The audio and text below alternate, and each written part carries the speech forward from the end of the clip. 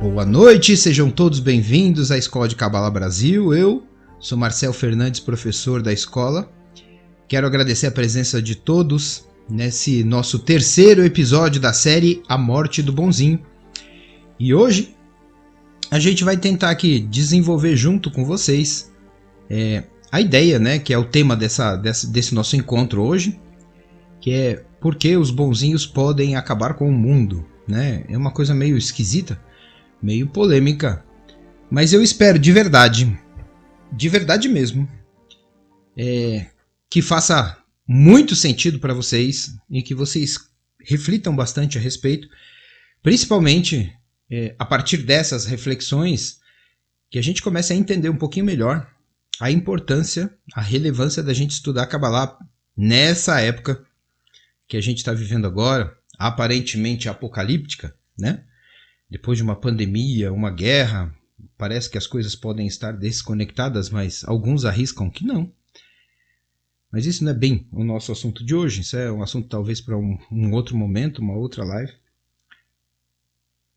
E eu quero pedir aqui antecipadamente para vocês que deixem o seu like, que coloquem necessariamente, faça algum esforço aí, coloca aí para a gente comentários nesse vídeo, porque isso, na medida em que você coloca comentários, a plataforma entende que vocês acharam o conteúdo relevante e aí ela espalha esse vídeo,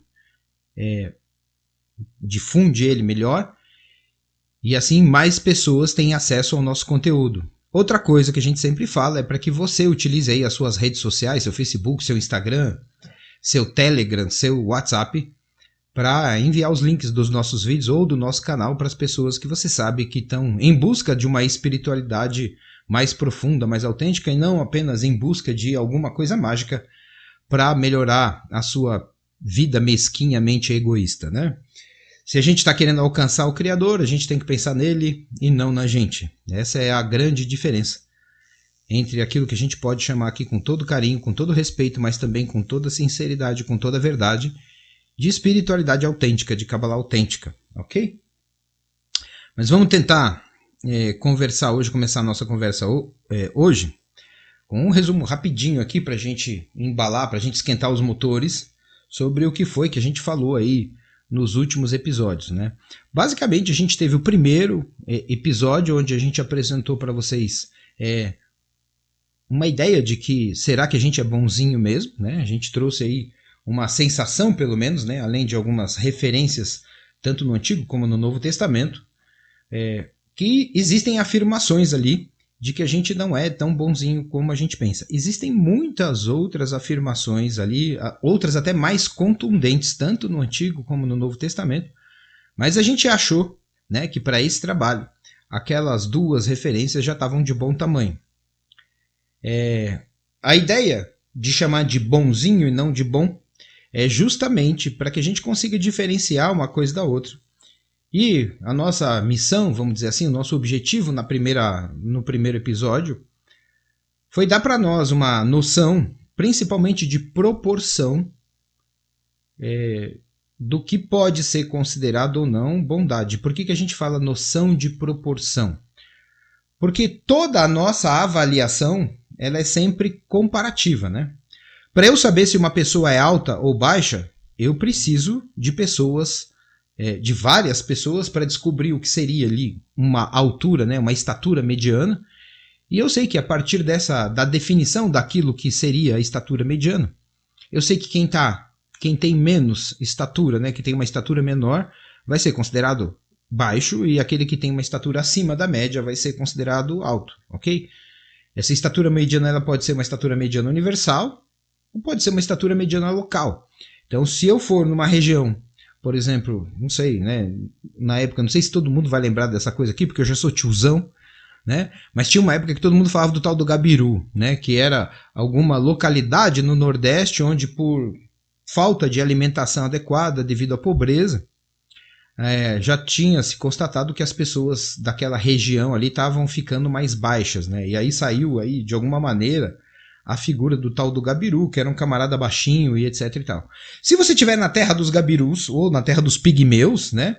Alguém com 1,60 m é gigante, né? Mas se você tiver na NBA, né, se você for tentar traçar uma estatura mediana na liga de basquete americana, se você tem 2 metros, você é baixinho. Né? Se você tem 2 metros, você não é grande coisa, certo? Então tudo vai depender da minha base de comparação. Essa foi essencialmente a nossa missão na primeira aula, tentando dizer para você o seguinte, né? Entendendo a partir de agora o que seria essa base de comparação, de que se eu acho que eu sou bonzinho quando eu me comparo com um político corrupto, com aquele juiz que recebe suborno, com aquele repórter ou aquele jornalista que escreve uma matéria tendenciosa, com muito pouco de verdade, muito mais de viés da ideologia que ele acredita, seja ela qual for, se eu vou fazer essa comparação com todas as pessoas comuns dessa nossa cultura hoje já tão deturpada, pode até ser que quando eu me comparo com as pessoas comuns, eu gosto de fazer essa brincadeira com meu cunhado Jefferson, eu não tenho nenhum cunhado Jefferson, espero que neste momento não tenha nenhum Jefferson aqui para não me levar a mal, mas se tiver, Jefferson me perdoe.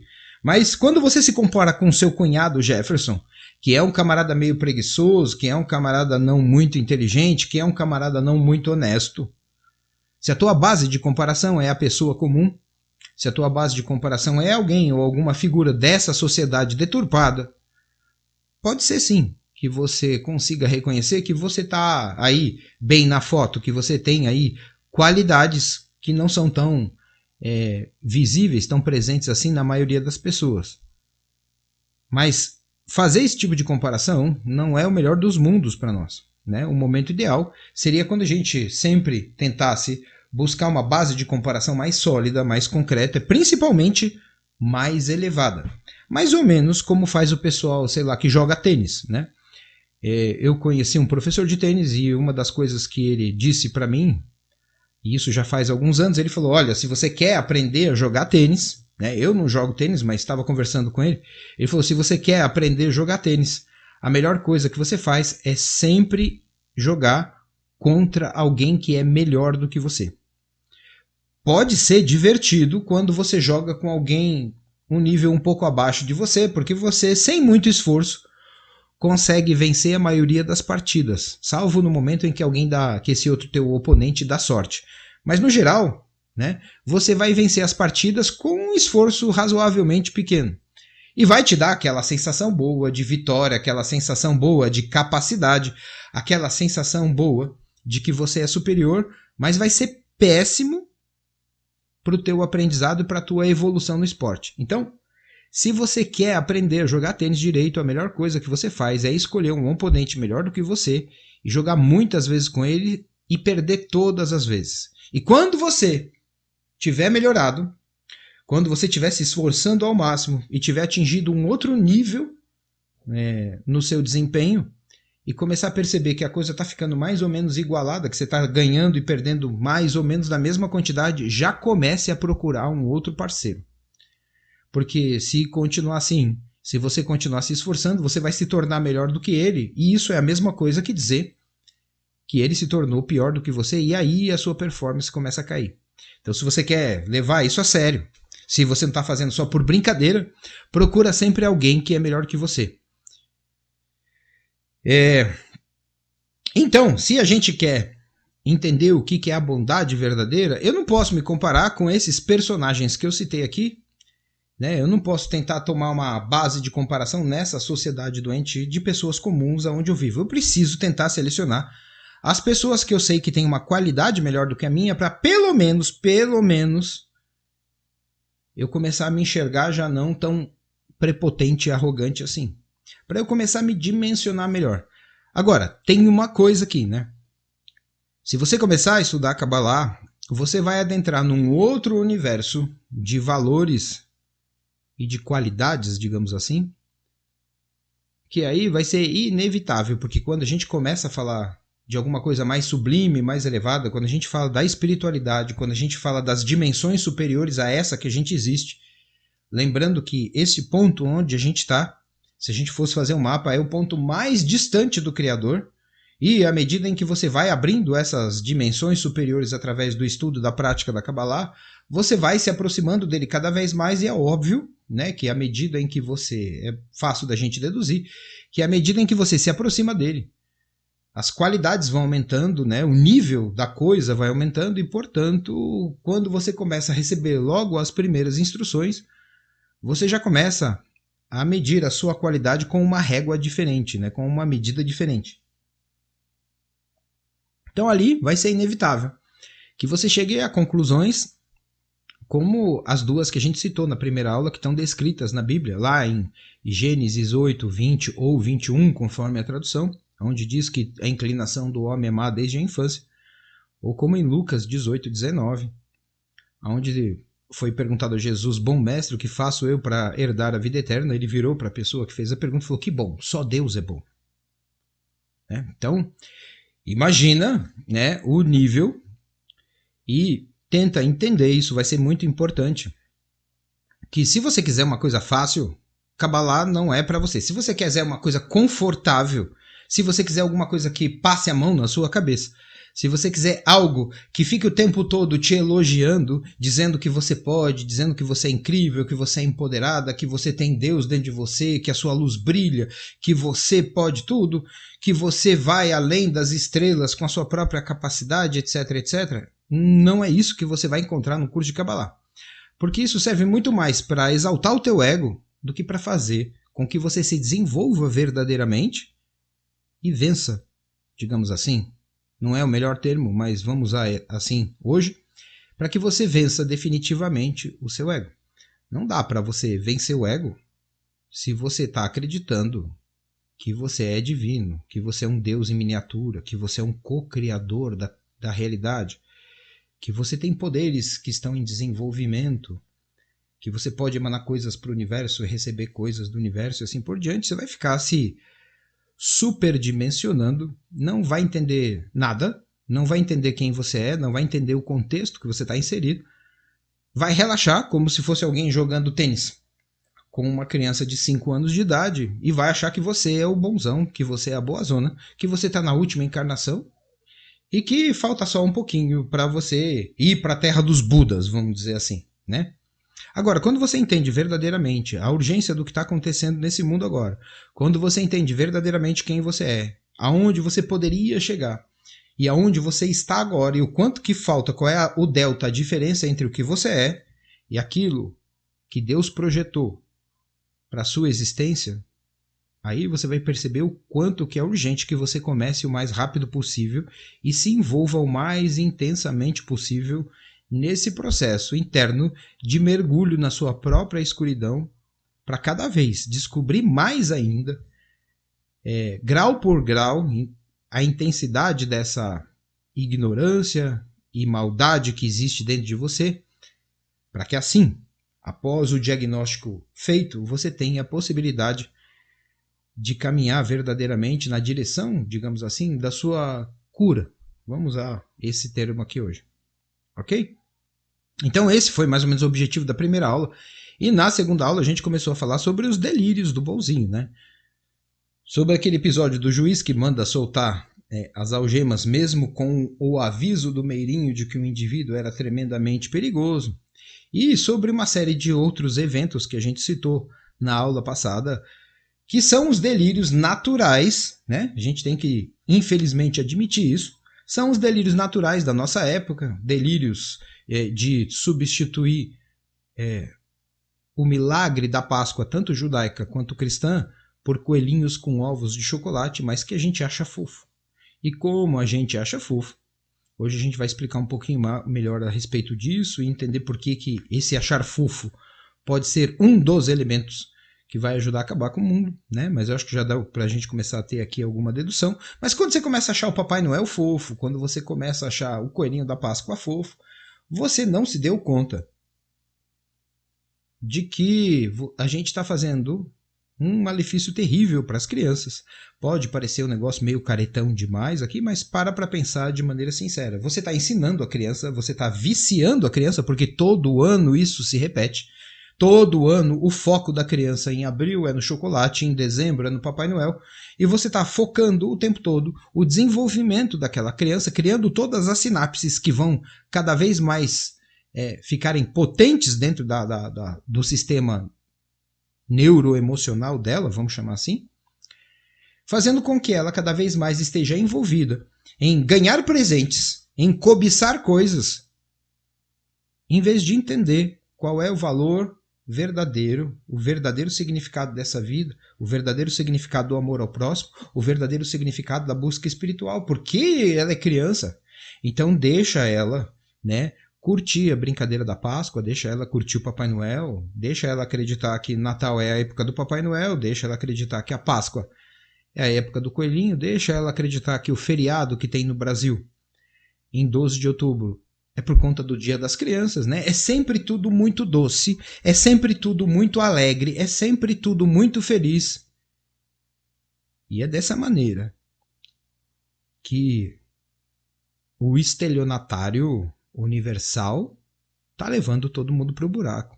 Sempre com um canto suave, sempre com uma notícia boa, sempre com um propósito bonitinho.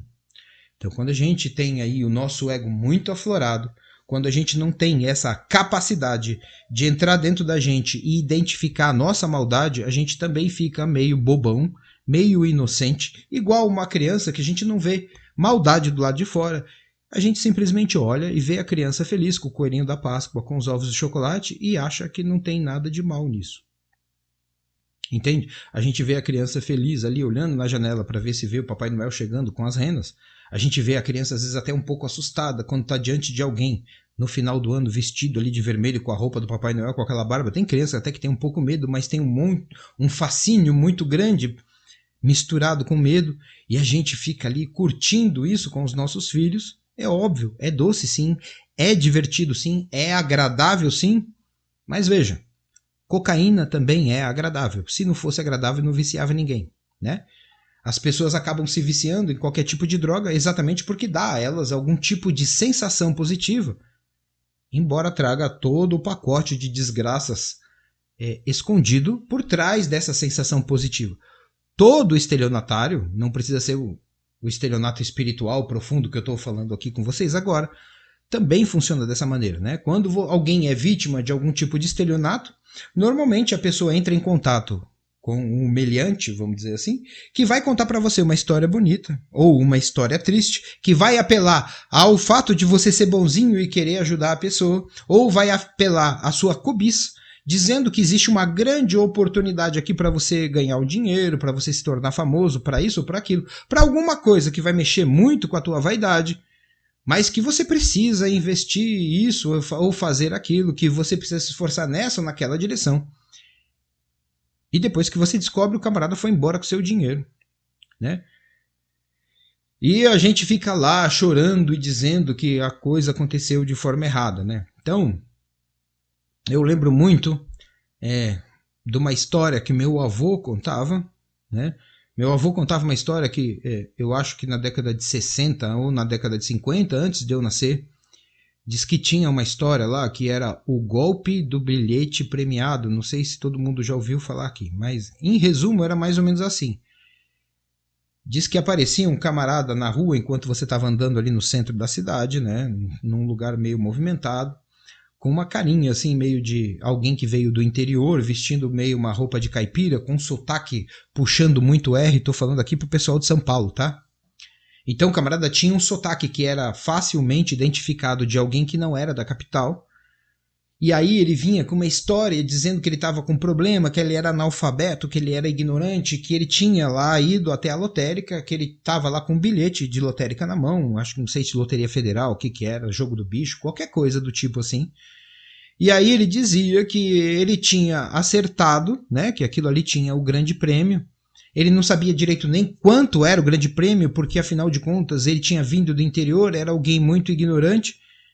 Só que ele não sabia como que ele fazia para retirar o dinheiro, ele não tinha trazido a documentação, para ele era tudo muito difícil, e ele estava agora com um problema muito urgente, que ele precisava voltar para a cidade dele, porque algum parente dele, provavelmente a filha ou a esposa, estava muito doente, e ele não tinha dinheiro para voltar.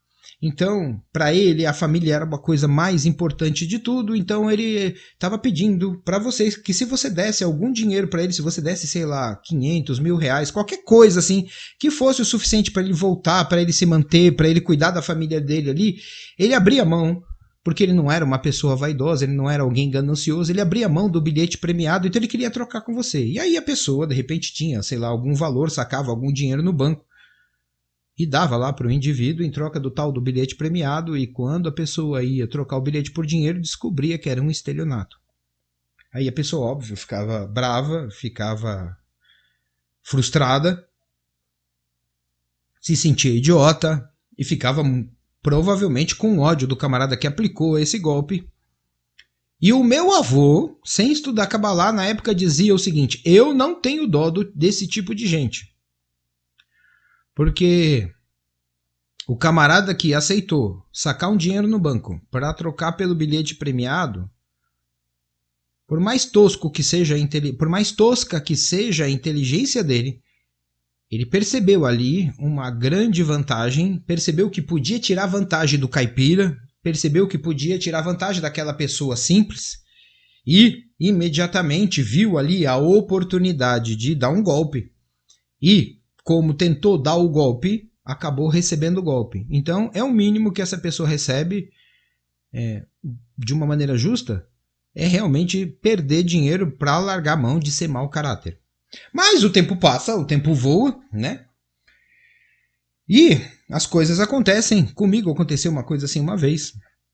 Né? Sempre tem os bonzinhos, e aqui entrando já um pouco depois que a gente falou sobre os delírios, a gente já está entrando aqui com essa história do meu avô no nosso tema de hoje.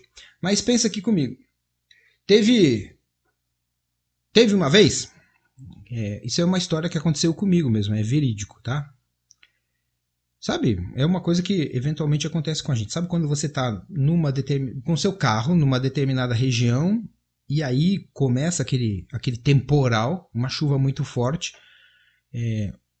alguns metros à frente, assim, a coisa, sei lá, entope um bueiro, alguma coisa do tipo assim, e começa a ficar tudo alagado. E a chuva é aquele tipo de tempestade que não é sempre que acontece. Aí você imagina que os carros todos começam a ficar parados e começa a acontecer aquele caos, né? No final da história, o que acontece? Eu estava numa situação como essa e como eu estava com o carro no meio do trânsito cercado de outros carros por todos os lados, a rua começou a encher no lugar onde eu estava e entrou água no meu carro, né? Mas entrou bastante água no carro, sabe? Até quase a altura do banco, assim, até quase a altura do assento do banco, assim. Né? Um negócio horrível, um trabalho, uma água suja, um mau cheiro, etc, e etc e tal. Mas o carro conseguiu, né? Depois que tudo passou, a gente consegue botar o carro em movimento de novo. Só que, né, tem que dar um jeito ali de trocar toda a tapeçaria do carro, etc e tal. Então, vai ter que gastar um dinheiro, né? E aí uma pessoa que eu não tenho absolutamente uma vírgula para falar mal dessa pessoa, uma pessoa que era parente, vamos dizer assim, praticamente parente, que vizinha, né? Mas que muito próxima, uma pessoa que você percebe que é uma pessoa de um caráter, né, irrepreensível, alguém que nunca fez nada de errado, alguém que eu não tenho nada para falar da pessoa, ficou sabendo, e como ela é muito boazinha, presta atenção aqui, esta pessoa boazinha, quando ficou sabendo, veio conversar comigo, falou: nossa, rapaz, fiquei sabendo que você ficou preso naquela enchente lá, entrou água no teu carro, entrou, eu tava perto do carro, falei: vem ver aqui o que aconteceu aqui, nossa, aí tá ruim, hein? Mas e o carro tá funcionando? Falei: tá.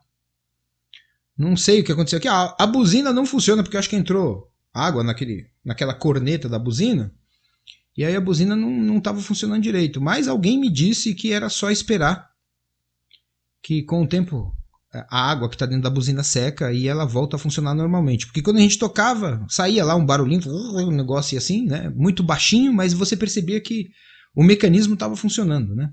Só que a água dentro da buzina não permitia que o som saísse autossuficiente. Aí, este camarada olhou para mim, porque ele é muito bonzinho, muito meu amigo, me quer bem, e falou assim: você precisa vender esse carro, hein?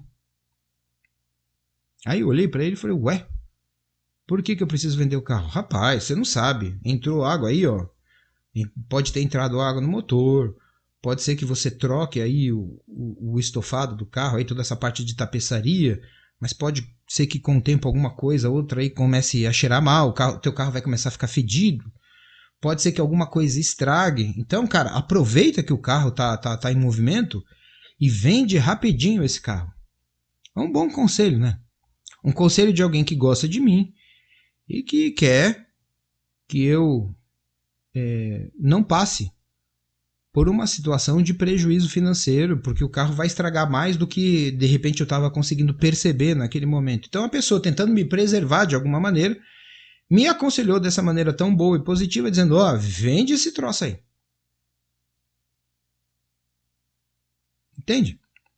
Aí eu olhei para a pessoa e falei assim, para ele, né, falei assim: mas peraí, eu não estou entendendo o teu conselho. Você quer que eu venda o carro para eu não ficar com prejuízo? Mas se eu fizer isso, a pessoa que vai comprar o carro, a menos que eu engane a pessoa, né, que eu não fale nada, porque se eu for vender o carro eu tenho que falar, olha, eu estou vendendo o carro por um valor mais baixo, né? Esse carro tá nesse valor, ele vale X, mas eu estou vendendo por, sei lá, X menos 15%, porque entrou um monte de água no carro e eu acho que ele pode apresentar problemas em breve. Então, eu estou querendo passar o carro para frente, mas saiba que se você comprar... Ele falou: não, mas não é para você fazer isso, né? Senão ninguém vai comprar. Aí eu falei: ué, mas você quer que eu venda o meu carro, que sob a minha responsabilidade, tá certo que não foi uma escolha minha, foi um acidente, né? Mas você quer que eu venda o meu carro e passe o problema para uma outra pessoa que não tem nada a ver com isso? Eu não tô entendendo esse negócio. Ele falou: ué, você vai fazer o quê? Vai ficar com prejuízo? Eu olhei para ele e falei assim: vou. Ele olhou para mim e fez assim: não consegue entender. Entende? Por que ele não consegue entender?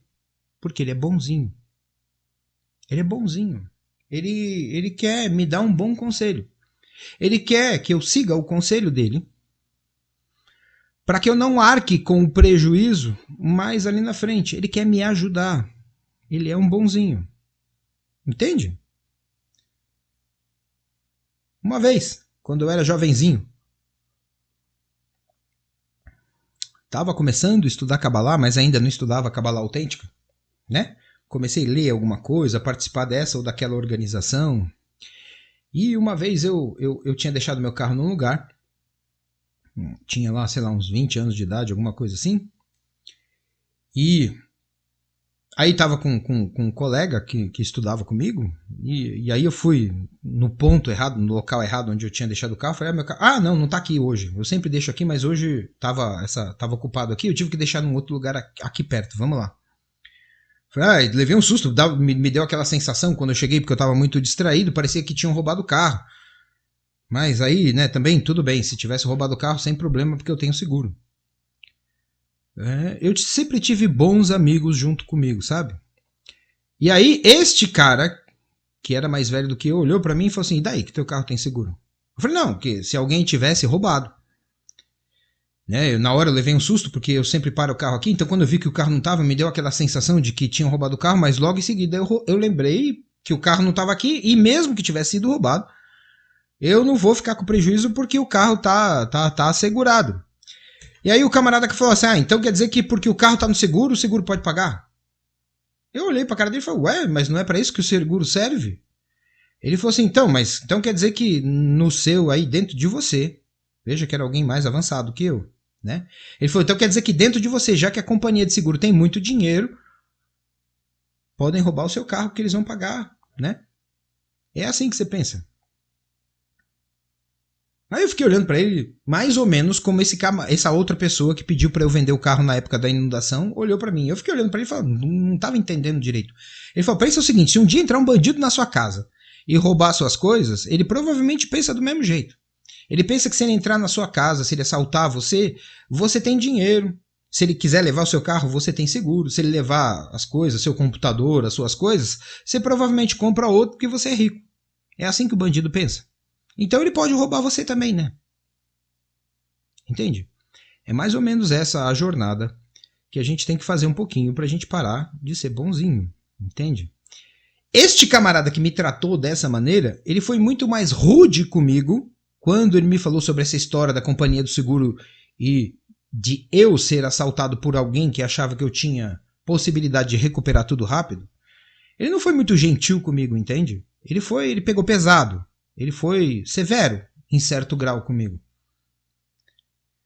A outra pessoa que veio dizer para mim na outra ocasião, muitos anos depois, quando eu passei pela enchente, e que pediu que eu vendesse o carro para evitar o prejuízo, ela foi muito mais boazinha comigo do que o primeiro.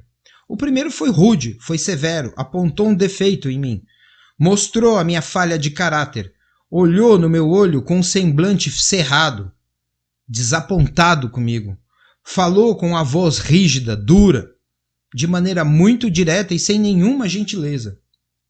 A segunda pessoa, quando estava pedindo para eu vender o carro, demonstrava o tempo todo uma certa piedade do acidente, né, do que tinha acontecido comigo, daquilo que foi inevitável, que eu não tive como evitar, e que, solidariamente comigo, porque ela é muito boazinha, ela estava me dando um conselho que, se eu seguisse, evitaria um prejuízo maior, bem provável, no futuro. E aí a pergunta aqui agora qual que é? Qual é o resultado final do bonzinho? Entende? E qual é o resultado final daquele amigo mais severo que me deu um enquadro, que me deu uma chuchada, que me colocou no canto, que me apertou dizendo assim, qual que é a sua, Paraguai? Quer dizer então que, como você tem seguro, pode roubar o seu carro, tá tranquilo, né? Deixa tirar dinheiro da companhia de seguro. É óbvio que companhia de seguro ninguém gosta, né? De banco, de companhia de seguro, de governo, as pessoas não gostam mesmo. Mas eu pude entender na ocasião o que é que ele estava querendo dizer. Ele não estava falando, querendo que eu gostasse ou que eu tivesse pena da companhia de seguro. Ele estava questionando o meu caráter. Deu para entender? Independente de qual era a opinião que a gente pode ter sobre o governo, sobre os bancos ou sobre a companhia de seguro.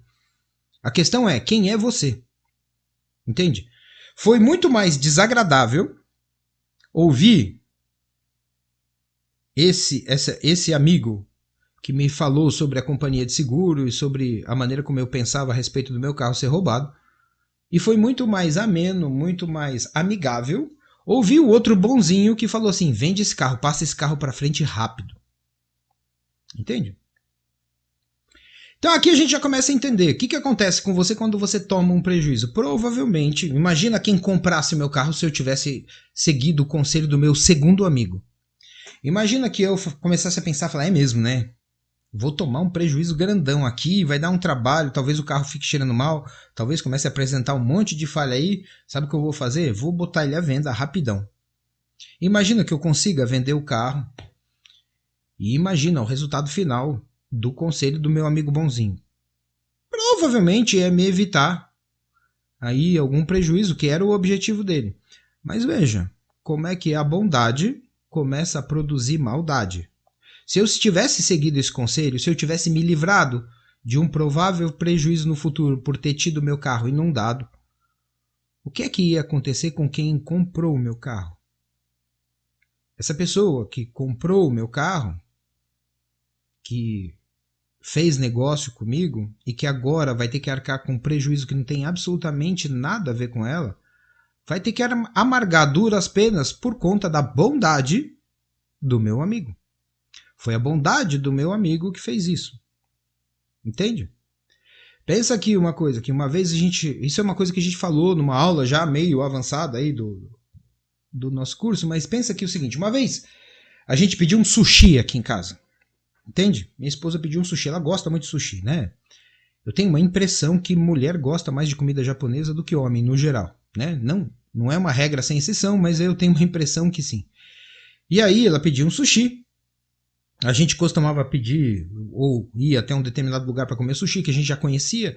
E um dia a gente estava em casa, ela falou, quero pedir alguma coisa. Eu queria alguma coisa mais hard, assim, né? Um hambúrguer, sei lá, alguma coisa do tipo.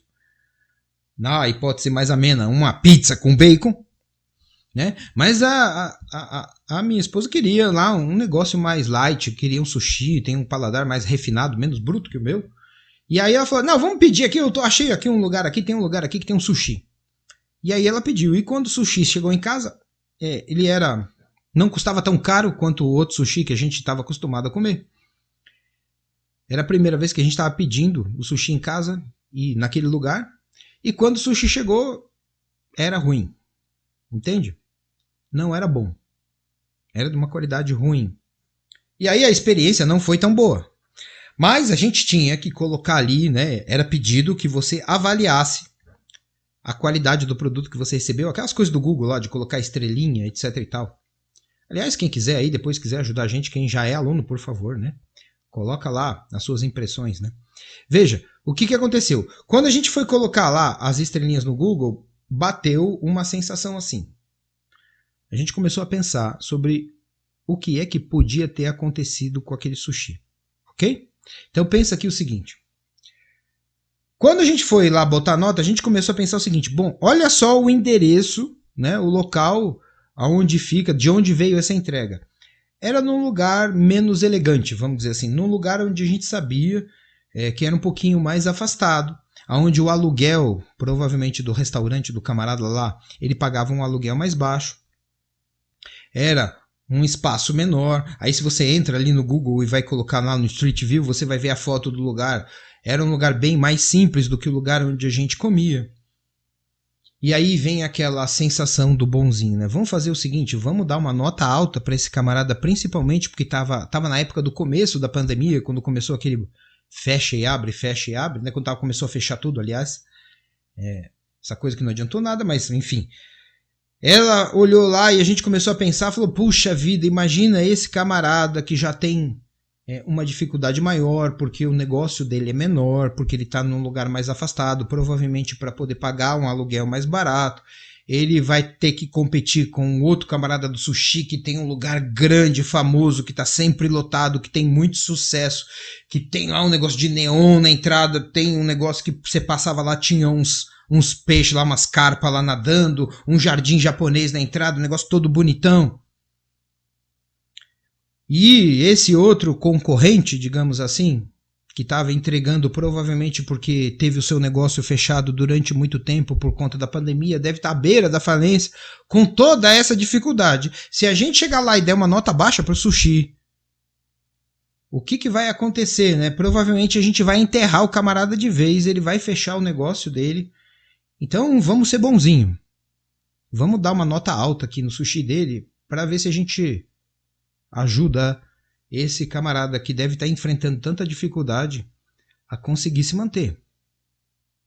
Não é assim que a gente pensa? Vamos ser solidários, né? Vamos pensar na dificuldade do outro. É óbvio que você tem que ser solidário, pelo amor de Deus, eu não estou dizendo nada diferente disso.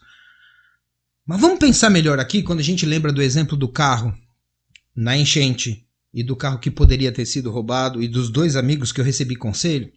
Vamos pensar aqui no que pode acontecer. Se você coloca uma nota mais alta ali no sushi dele, imagina uma outra pessoa que vai comprar o sushi.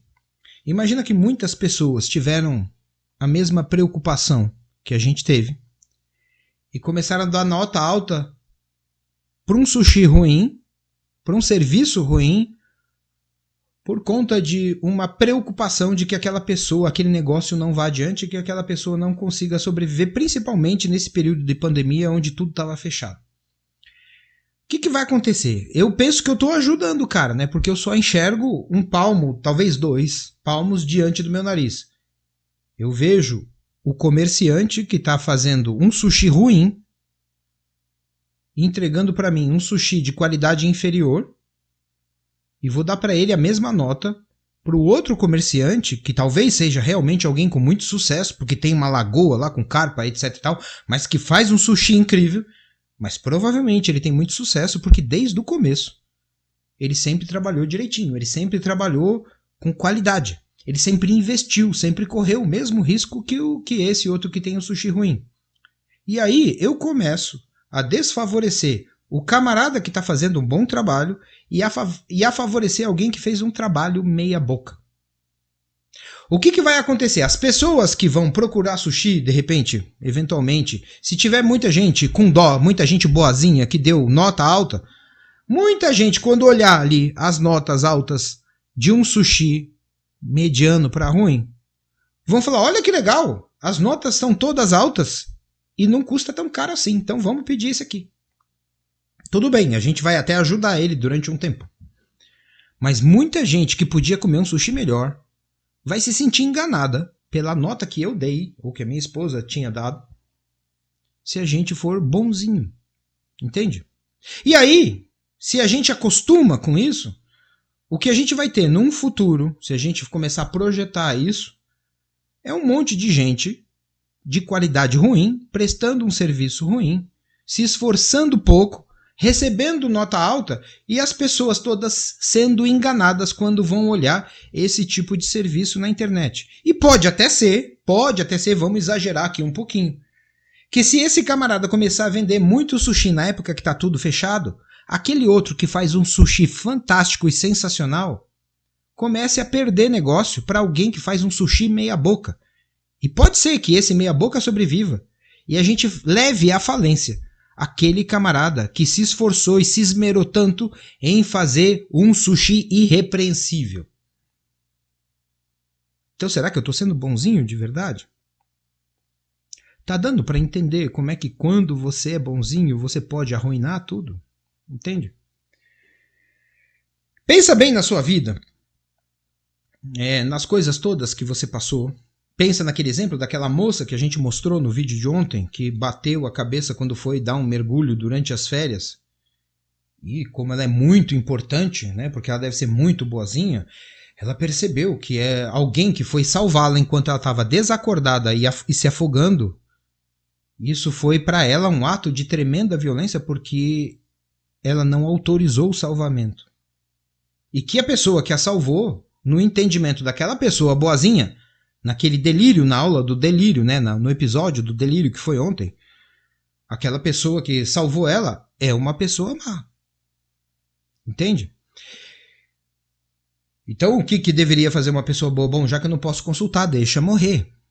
Né? Já que eu não posso consultá-la, eu não tenho esse direito, porque eu sou bonzinho, então deixa morrer. Então quando o lobo entrar no meu galinheiro, deixa o lobo fazer barbaridade lá, miséria no meu galinheiro, no meu curral, seja lá onde for, deixa estragar tudo, porque eu não posso reagir contra o bichinho, né? E aí os outros, infelizmente eu não posso, né? Eu não posso fazer nada. Se eu olhar alguém, um marmanjo, batendo numa velhinha na rua, assaltando a velhinha e espancando a velhinha na rua, eu não posso reagir contra o danado ali, porque eu não posso usar de violência, porque violência gera violência. Então deixa ele bater na velhinha até a velhinha morrer. Né? Eu estou vendo alguém espancar uma criança, estou vendo alguém espancar um cachorro, eu estou vendo alguém espancar uma idosa, mas já que violência gera violência, eu não vou me rebaixar esse nível, porque eu sou bonzinho, eu não vou usar, não vou abrir mão da violência, então deixa lá o grandão batendo na senhora, deixa o grandão espancando a criança ou espancando o cachorrinho, porque eu não vou fazer a mesma coisa, porque eu sou bonzinho. Entende? O que acontece com a gente é uma coisa que é importante que a gente precisa entender.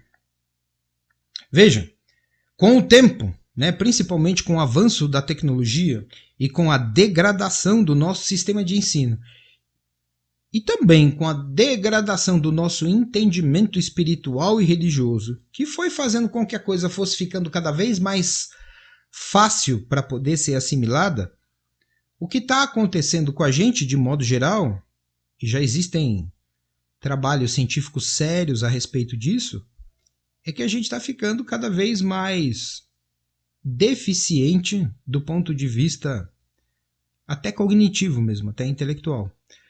Provavelmente muitos de vocês já devem ter ouvido falar, se você não ouviu, é só você procurar na internet, você vai ver matérias muito sérias, né, de pesquisas que estão apontando que esta é a primeira geração onde os filhos são menos inteligentes do que os pais.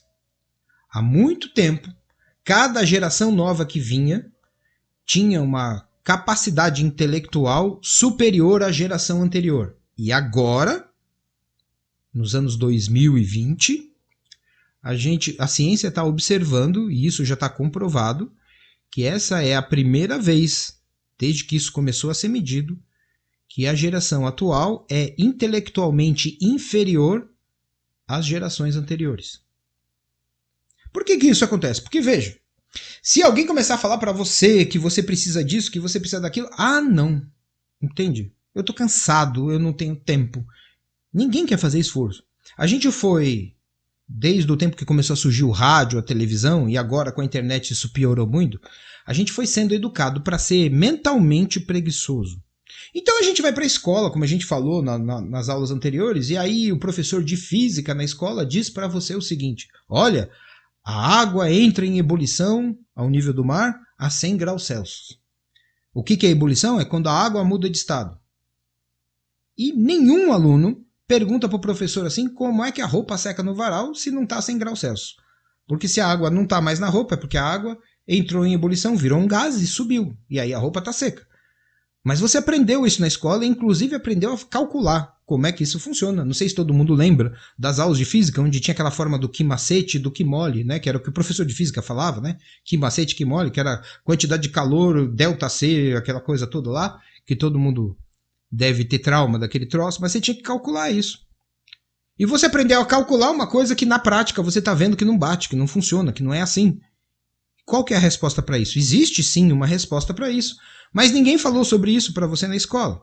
Assim como falaram para você, e a gente já citou aqui, que Pedro Álvares Cabral descobriu o Brasil e a gente já viu que não foi, que foi Vicente Pinzon.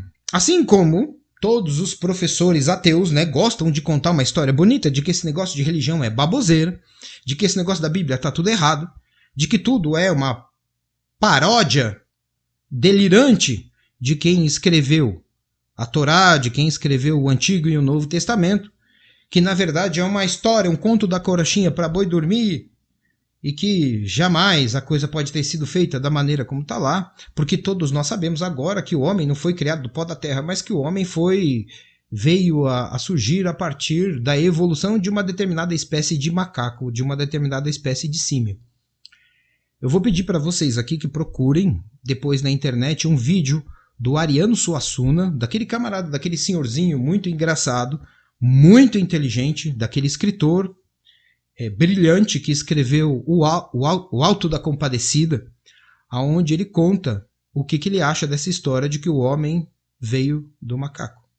Mas basicamente ele diz o seguinte, no vídeo ele tira um prendedor de roupa da bolsa dele, ele está dando uma palestra e ele diz assim, dá uma olhada nisso aqui, olha só que engenhoso que é.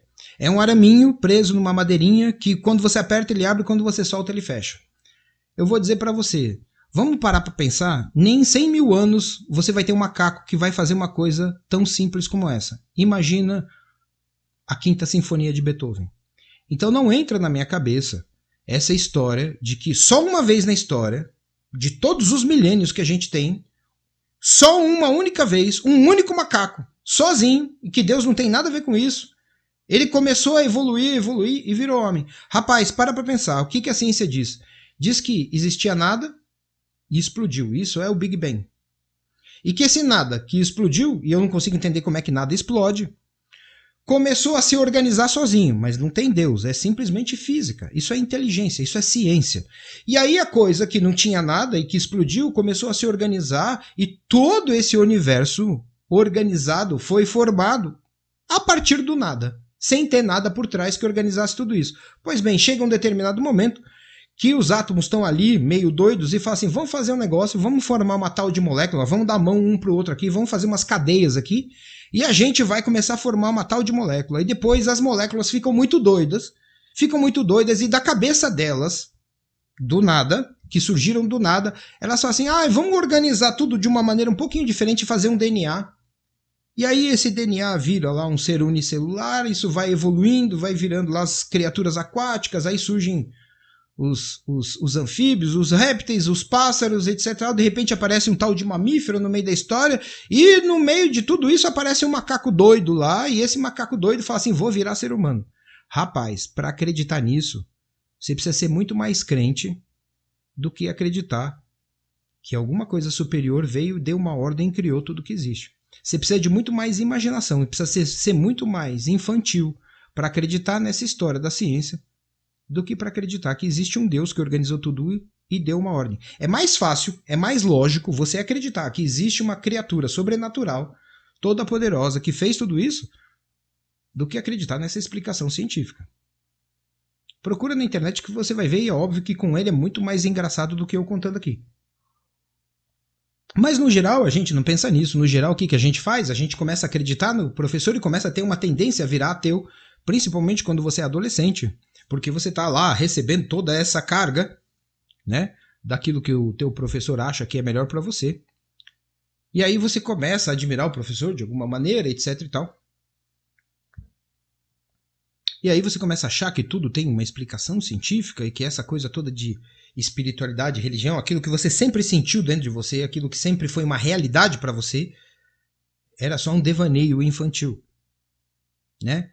E aí você acredita que o homem realmente veio do macaco, mas o teu professor, presta atenção aqui, aquele mesmo professor ou da mesma turma de professor que conta que foi Pedro Álvares Cabral que descobriu o Brasil, ele não conta para você que a teoria da evolução das espécies do Charles Darwin, né, é uma teoria. Presta atenção aqui. Existe uma diferença entre teoria, hipótese e lei.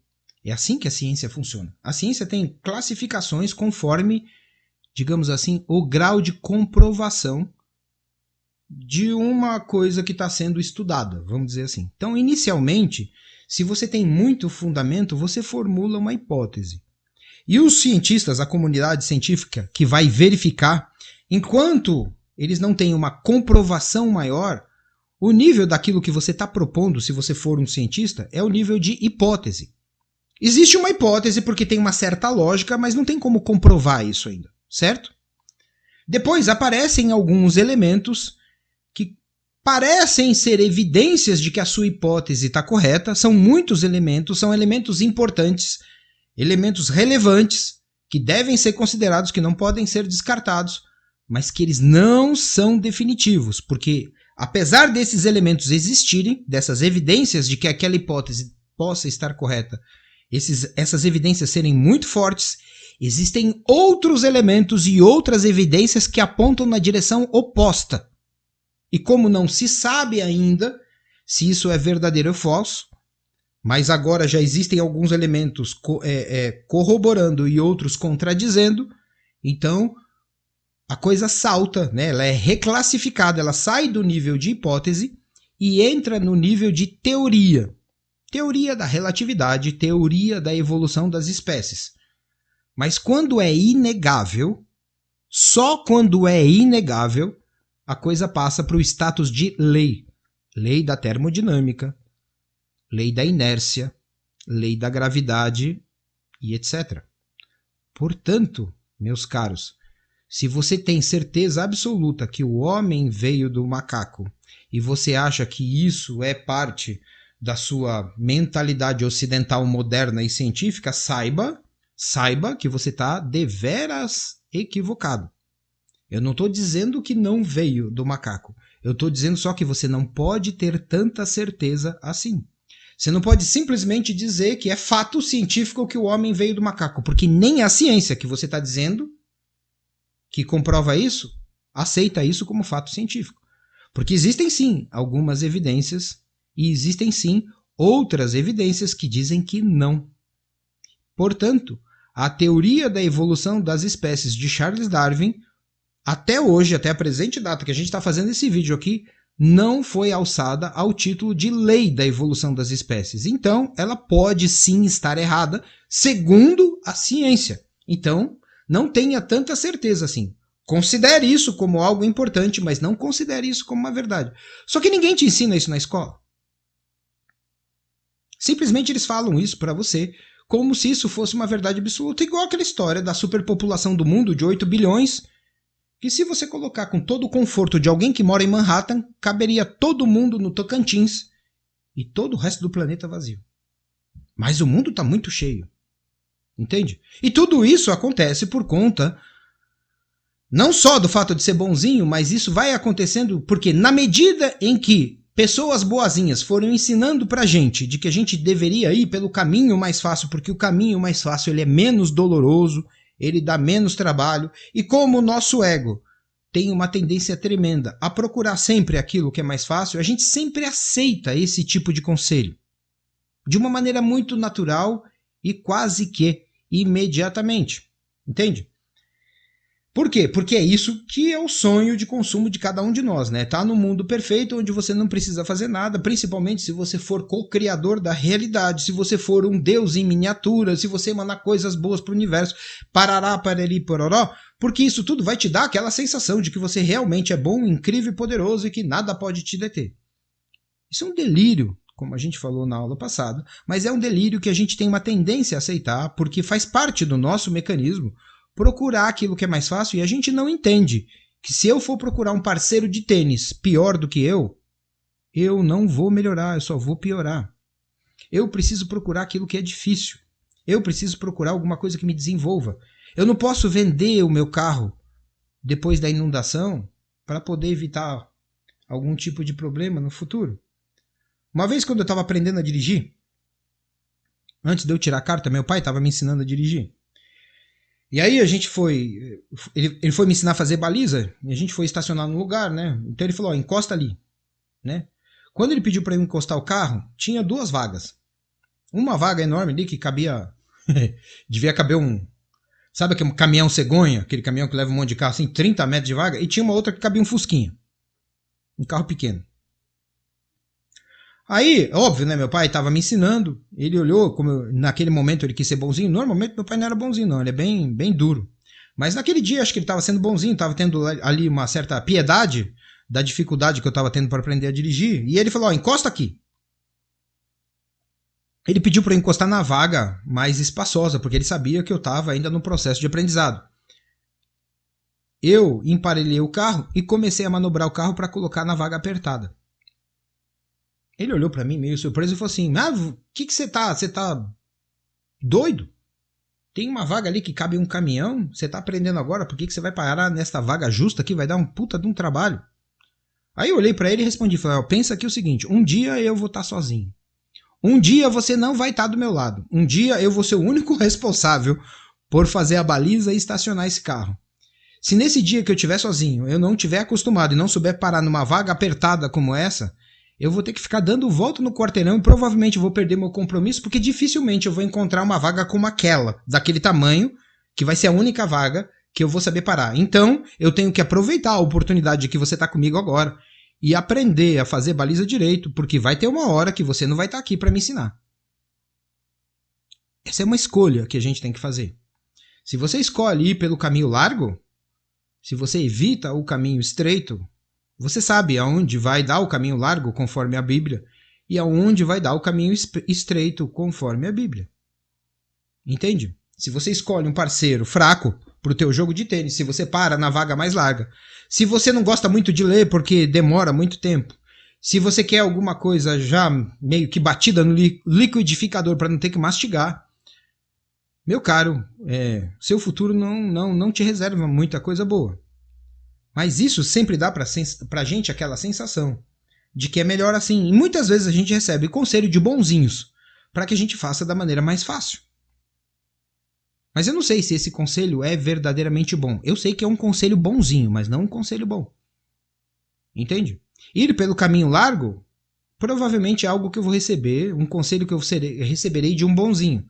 Ir pelo caminho estreito, muito pouca gente vai me aconselhar. Mas esses eu garanto para você que não serão bonzinhos quando disserem para mim, vá por esse lugar aqui que é mais difícil. Entende? Isso faz com que a nossa mente funcione assim. Então a gente está cada vez mais na internet, cada vez mais mentiroso, cada vez mais postando foto fazendo biquinho e etc e tal. E a gente não se dá conta da verdade. Cada vez mais você está sensível, cada vez mais você está frágil. E a gente vai perdendo a capacidade de pensar com mais profundidade e o máximo que a gente começa a fazer é mais ou menos como se a vida toda nossa fosse um aplicativo. A gente simplesmente faz escolhas. Eu olho 2 opções na minha frente, eu vejo uma determinada situação para onde eu tenho que tomar alguma decisão, e aí tudo funciona muito simples e muito rápido, muito prático, né? Seja prático. Você olha aquilo, vê o óbvio e faz uma escolha. Mas dificilmente você pensa nos desdobramentos a médio e longo prazo da escolha que você fez para você mesmo, que você não consegue enxergar isso. E pior, aí é que você não vai pensar mesmo, é se dar o trabalho para pensar no que é que aquilo significa para o teu próximo. E aí, como você tem a prática do bonzinho, como você recebe conselhos dos bonzinhos e você também quer ser um bonzinho, sendo bonzinho assim, você vai dar uma nota boa pro sushi ruim, vai diminuir a qualidade média dos sushis oferecidos no mercado, vai falir aquele que fez um bom trabalho e vai manter aquele que fez um trabalho ruim. E as pessoas que querem comer o sushi bom nunca mais terão essa oportunidade.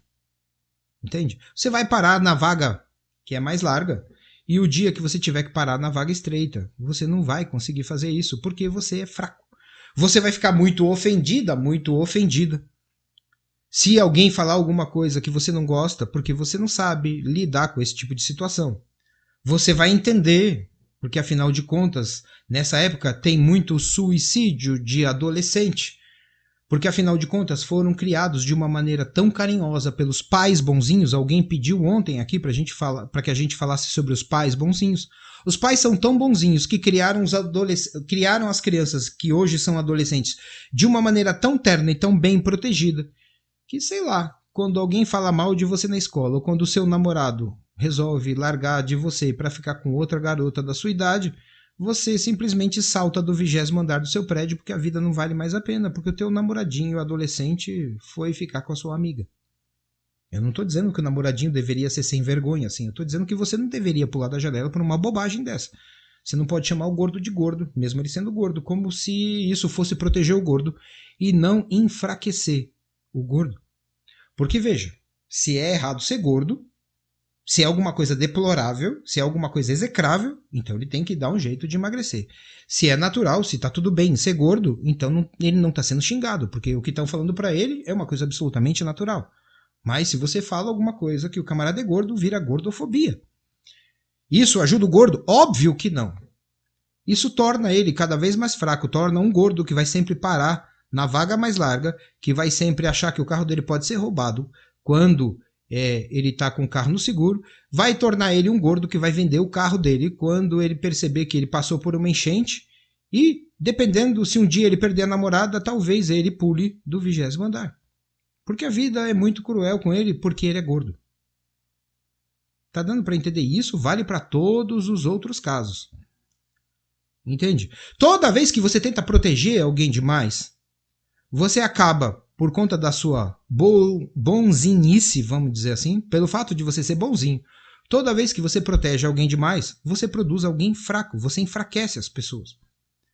Hoje já tem muita gente, já tem alguns anos, aliás, que estão falando disso, mas a gente já sabe que as bactérias estão criando resistência aos antibióticos de uma maneira assustadora. Por que isso? Porque a gente não pode tentar segurar a onda, né? A gente sempre tem que ter uma vida confortável. A gente sempre tem que ter uma foto no Instagram com um determinado filtro, com um determinado Photoshop, com um determinado silicone, com uma determinada prótese disso ou daquilo, pra gente sempre ser bonito, sempre ser jovem, sempre estar bem posicionado financeiramente, e você não pode deixar a sua barba ficar branca, o seu cabelo ficar branco, etc e tal.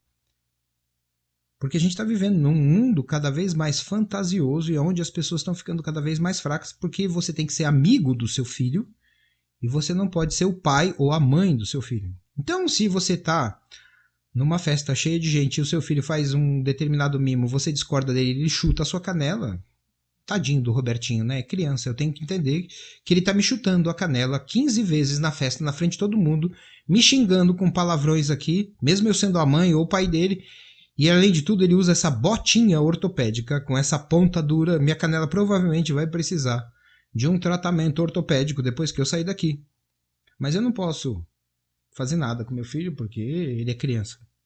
Entende? Se você está criando o seu filho dessa maneira, ele vai se tornar um mimadinho perigoso no futuro. Perigoso para ele mesmo, em primeiro lugar. E se ele tiver ao redor dele algum meio de ação, se ele se tornar chefe de alguém, se ele se tornar um político, se ele virar um juiz, se ele virar um artista famoso, vai ser um mimadinho, a gente poderia falar aqui um merdinha, covarde, cheio de medo, e que, se ele tiver meios de ação, ele vai desgraçar a vida de muita gente por bobagem, porque você construiu ele dessa forma. Na natureza não é assim que funciona, entende? Eu gosto muito de citar um caso que eu vi uma vez nesses programas tipo Animal Planet, onde a mãe águia faz o seu ninho nos picos mais altos, porque ela quer evitar todo tipo de predador, e faz isso normalmente num lugar muito estreito, onde cabe somente o ninho dela, de forma que nada consiga ter acesso ali, e ela se senta no ninho, ocupando praticamente todo o espaço onde o ninho foi construído. Quando os ovos eclodem e os filhotes nascem, a mãe águia alça voo e traz a comida para os filhotes até que eles ganhem peso, força e coordenação suficiente para voar. Quando o momento certo chega, eu vi isso num programa desses aí do tipo Animal Planet, a mãe começa a incentivar o filhote empurrando ele com o bico assim para que ele salte do penhasco. Os filhotinhos tadinhos, todos bonitinhos, filhotinhos de águias, fofos, vão ali com as perninhas e com a asinha até a beirada do penhasco e a maioria deles, porque tem um instinto natural e nasceu para ser águia, salta e alça o seu primeiro voo. É assim que uma águia aprende a voar, saltando do penhasco. Mas, eventualmente, pode surgir um filhote que, um pouquinho mais amedrontado, não queira saltar do penhasco. A mãe não tem dúvida. Ela pega com o bico ele aqui pelo pescocinho e faz assim, ó, joga ele lá de cima. Ou voa, ou morre. Porque, veja, nasceu para ser águia, não para ser um bicho dependente que vai morrer de fome no penhasco, porque a mãe não vai passar o resto da vida ali cuidando dele enquanto ele vira uma águia adulta e depois qualquer dia pode cair ali de cima e se cair não vai saber voar. Entende? É por isso que as águias são águias e é por isso que a gente tá tão fragilizado hoje assim, por conta dessa super proteção que a gente recebe. Observe a sua própria vida e veja que se você tem algum valor, se você sabe de alguma situação que você passou onde você fala, olha, aquilo foi muito difícil, mas foi ali que eu aprendi determinada lição e hoje o meu grau de dignidade é um pouquinho maior por conta daquele episódio que eu passei, você vai verificar com certeza que foi um episódio difícil na sua vida. Porque, como diz o ditado, mares calmos não produzem bons marinheiros. Então, se você sabe enfrentar a situação, se você é uma pessoa que tem capacidade para lidar com a vida, é porque você já trombou com a vida inúmeras vezes. É porque você já está calejado de uma certa maneira. Não adianta você ter um treinador, se você quer ir para as Olimpíadas, onde o treinador fica pedindo para você ir para casa descansar o tempo todo, para você não treinar até suar. Um treinador que fale baixo com você, um treinador bonzinho. Imagina um treinador bonzinho na seleção de vôlei. Imagina um treinador bonzinho, não vou nem falar com os meninos, vamos falar com as meninas. Imagina um treinador bonzinho com as meninas ginastas. Imagina um treinador que tolere tudo, que acha que o erro dela é normal, que acha que a preguiça dela é normal, que não fique o tempo todo exigindo ela, botando ferro quente no traseiro dela para ela fazer melhor do que ela já fez. Imagina um treinador bonzinho para um lutador de boxe, para um lutador de Muay Thai. Imagina o treinador bonzinho dizer, não precisa fazer tantas flexões assim, não precisa treinar tantas horas por dia assim. Não precisa encontrar um oponente ou enfrentar um oponente tão avançado assim. Imagina isso. Um dos homens mais ricos do mundo, né? Uma das famílias, aliás, mais ricas do mundo, os JP Morgan, não que eles sejam boa gente, óbvio que não, né? Mas são essas famílias que dominam todo o planeta. Tem uma história muito interessante a respeito de um deles, né? Que é o mais famoso de todos, que é o tal do JP Morgan, que é o dono do banco. Esse camarada, quando ele era garoto, ele ia para a escola e quando ele voltava da escola, o pai dele, que já tinha muito dinheiro, que já era banqueiro, ficava fazendo ele fazer a contabilidade do banco para ele aprender a lidar com dinheiro. Ele devia ter o quê? Uns 12 ou 14 anos. Imagina isso. Um garoto de 12 anos mais ou menos, depois de ir para a escola, depois de fazer a lição da escola, ainda tinha que chegar em casa e o pai dele começava a jogar os livros lá da contabilidade do banco para ele aprender a lidar com dinheiro. Um dia ele estava ali meio preguiçoso, meio que dormindo, porque já estava muito exausto de fazer aquilo e fazia aquilo por obrigação. O pai dele trouxe se você assistiu isso daí tá num seriado que passou no History Channel, se eu não me engano, alguns anos atrás, que chama Gigantes da Indústria. Procura que você vai ver. O pai dele trouxe um pacote assim cheio de dinheiro, assim, colocou em cima da mesa, em cima dos cadernos de contabilidade que ele estava demorando para terminar. Ele ficou olhando pro pai sem entender o que era, o pai dele desembrulhou e tinha muitos dólares ali, sabe? Imagina aquele montanha de dinheiro assim. Aí o pai dele olhou pra ele e falou assim, tá vendo? Eu aposto que você nunca viu tanto dinheiro assim. Ele ficou quieto olhando pro pai, o pai recolheu, embrulhou o pacote de novo e falou assim, então vai aprender a ganhar o seu porque esse daqui é meu. O pai era duro, né? Mas aí ele virou J.P. Morgan. Se você já viu algum filme ou já leu alguma coisa sobre a história de Beethoven, você vai ver que o pai do Beethoven não era alguém gentil.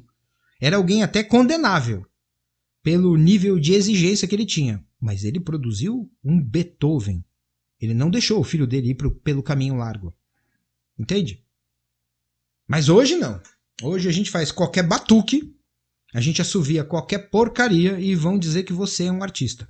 Você joga lá um balde de tinta numa tela branca, passa a mão, esfrega a sua cara, vira a sua orelha ali, carimba a orelha do lado, e vão dizer que isso é arte moderna, que ela tem tanto valor quanto a arte erudita de um Caravaggio, por exemplo. Desculpa, mas não tem não. Desculpa, mas não tem mesmo. Entende? Você quer inventar isso para parecer que você é bonzinho, que você é democrático, que você valoriza aquela porcaria esboçada na tela que qualquer criança faz com a genialidade de um Caravaggio ou de um Velázquez e falar que é a mesma coisa? Eu não posso aceitar isso. Qualquer inteligência vai perceber a diferença brutal entre uma coisa e outra e não vai poder dizer que é tudo é arte, tudo é válido. Não é mesmo. Mas quando a gente começa a aceitar esse tipo de arte, a gente chama isso de moderno, de democrático e etc. O que a gente está fazendo é denegrir o esforço de quem realmente está fazendo alguma coisa boa, porque a gente é bonzinho. E elevar aquela porcaria de alguém que é preguiçoso, que faz qualquer coisa, que depois fica metido, achando que realmente uma personalidade muito elevada, muito importante, cheia de sensibilidade, porque carimbou a orelha com guache numa tela de tecido. E isso faz dele uma pessoa incrível, melhor do que você ou melhor do que eu. Tão importante quanto um Caravaggio ou quanto um Velázquez. Entende? Não é a mesma coisa. Mas se a gente quiser ser bonzinho, se a gente quiser reconhecer tudo como a mesma coisa, quando tudo vira a mesma coisa, significa que nada mais tem valor. Se todo mundo é igual, ninguém mais é importante. Se tudo é igual, não existe mais certo e errado, não existe mais bom e ruim, não existe mais superior e inferior, porque virou tudo uma confusão na sua cabeça e, é óbvio, também não existe mais inteligência, porque você não tem mais que discernir nada. É simplesmente como um aplicativo. Você vê lá o botão e vê outro botão e aperta qualquer um deles para ver o que acontece. Você não vai ficar pensando nos desdobramentos que aquilo vai ter para você. Você não vai ficar pensando nos desdobramentos que aquilo tem para o teu próximo e muito menos nos desdobramentos que vão acontecer na sociedade que você vive, na cultura geral, a longo prazo. Dessa maneira, a sociedade inteira está indo para o ralo e a gente não está se dando conta. Entende? Porque é uma sociedade de bonzinhos. Entende? Onde eu não posso chamar o gordo de gordo, mesmo ele sendo gordo. Porque daí eu começo a fazer, a médio prazo, o gordo acreditar que ser gordo é ruim, porque eu não posso chamar de gordo. Se eu não posso chamar de gordo, então gordo vira um palavrão. Quando, no meu tempo, os gordos eram os amigos mais legais que a gente tinha na escola. Quando o gordo pegava assim, porque ele era mais forte, tinha muito um gordo lá que me pegava pelo pescoço da escola, e eu, quando voltava a pé da escola para casa, eu não queria ir até a casa dele. Ele morava perto, mas né, tinha um momento que a gente se separava. E aí o desgraçado do gordo, até hoje eu lembro dele, eu adoro ele me pegava pelo pescoço, ele era mais forte do que eu sempre fui magrelinho, e ele me arrastava até a casa dele, até a porta da casa dele. Quando chegava na porta da casa dele, ele me soltava e falava, pronto, agora pode ir embora que você me acompanhou até o fim, eu não quero que você me acompanhe só até um pedaço. E ele fez isso muitas vezes, e eu adoro ele. E eu chamava ele de gordo. Entende? Mas agora não pode mais. Por quê? Porque eu vou fragilizar os gordos, e aí é óbvio o que vai acontecer com isso. Todo gordo, todo negro, todo homossexual, toda mulher, todos aqueles que forem de alguma maneira fragilizados pelos bonzinhos, que se tornaram frágeis por conta dessa política do bonzinho, vão entrar em conflito com a gente. Todos esses vão negar a religião, porque a religião é uma coisa muito difícil, onde você tem que se dedicar a Deus, onde você tem que se dedicar ao seu próximo, e vão acreditar nessa ciência, que é só apertar um botão no aplicativo que o iFood entrega a coisa na sua casa. Ou é só botar uma prótese mamária que todos os homens vão desejar você no Tinder. E é muito melhor que você tenha muitos e muitos relacionamentos, porque assim o seu amor está difuso, você está amando muitas pessoas, e não está amando uma pessoa só, que você vai se dedicar a casar com ela e pensar em ter filhos.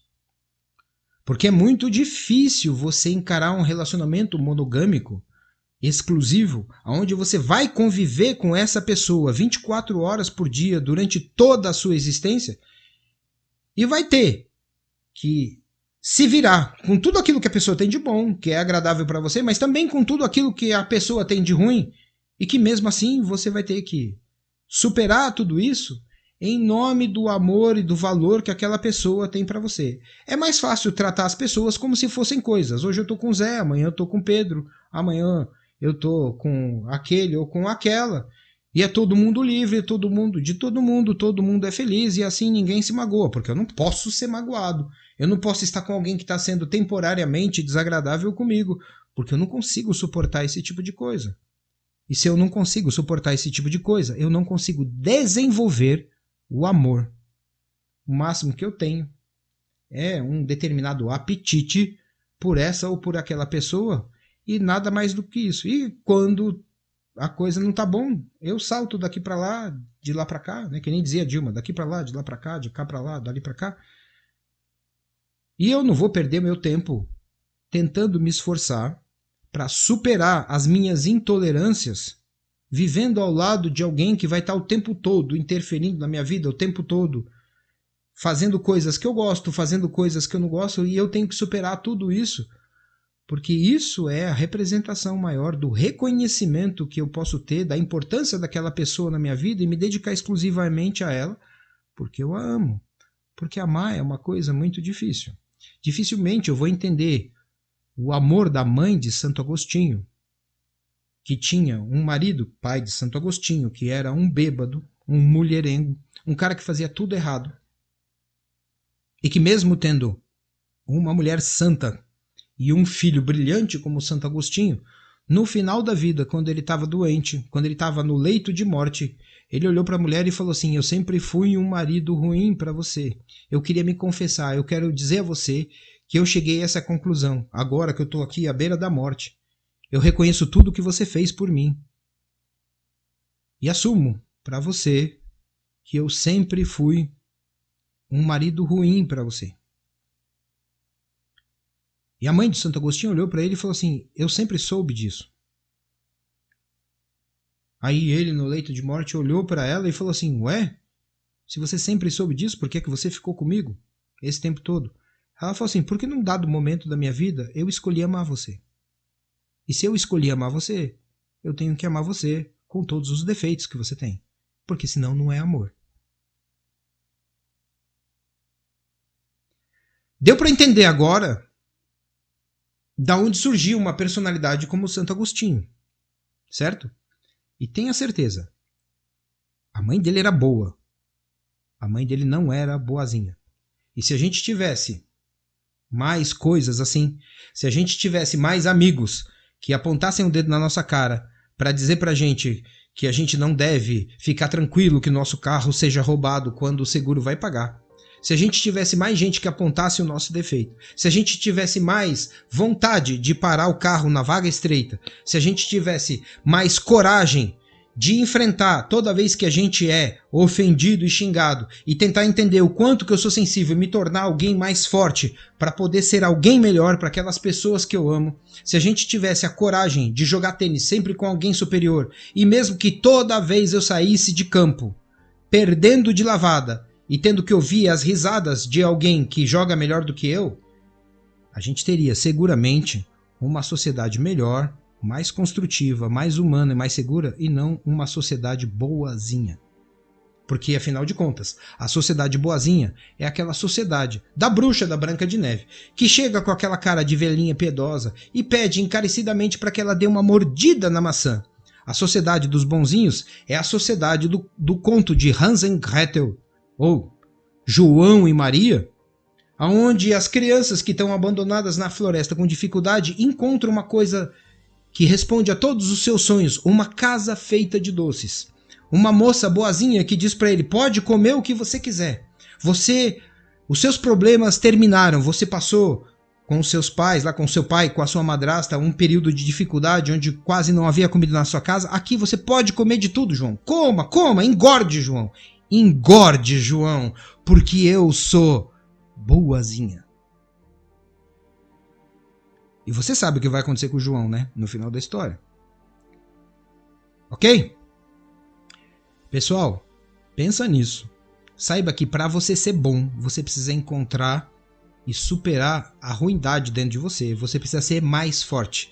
Quero que vocês pensem em tudo isso, do fundo do coração de vocês, até o nosso próximo encontro. Tá ok? Espero que tenha valido a pena. E a gente se vê em breve. Obrigado, pessoal.